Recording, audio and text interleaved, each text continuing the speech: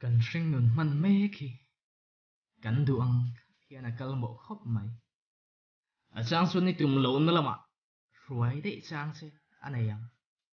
Ma se thileng po lo thing sila.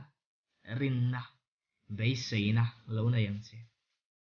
Chumin ai chung chuan thil lo ti thin la achan chu irin nai pathian a ron che don ani. Tu na ni kher lo ni mai thei. Ato pa chuan a ron che em ang. Ato pa chuan a ron che em ang.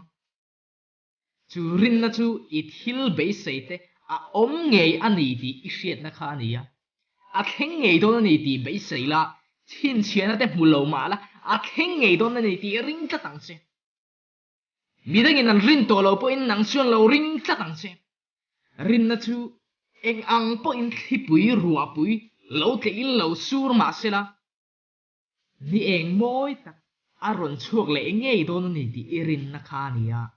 Chu ti yang chia chuan kan nu na po eng ang po in har sat na thipuin min nuai ma se la. Eng ti khuna emo chuan kan nu na hian eng moi tak a ron la chuak don ani ti rin tlat na kha ni.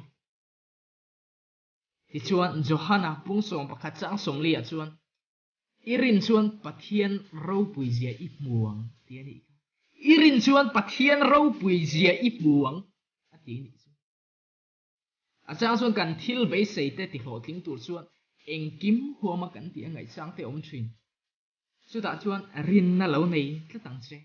Chan ngai nei po in chan huamin lo ti la kal kong thui tak zo angai chang po omang. Chu ta chuan rin na ka nei ang a to pa chuan ka hlo tling em ang ti thei tu lo ni ang che. I hun thra I nga chuan kum khuai ni ngak mai the ni. Nang ma khan hun thra in siam zo kun che.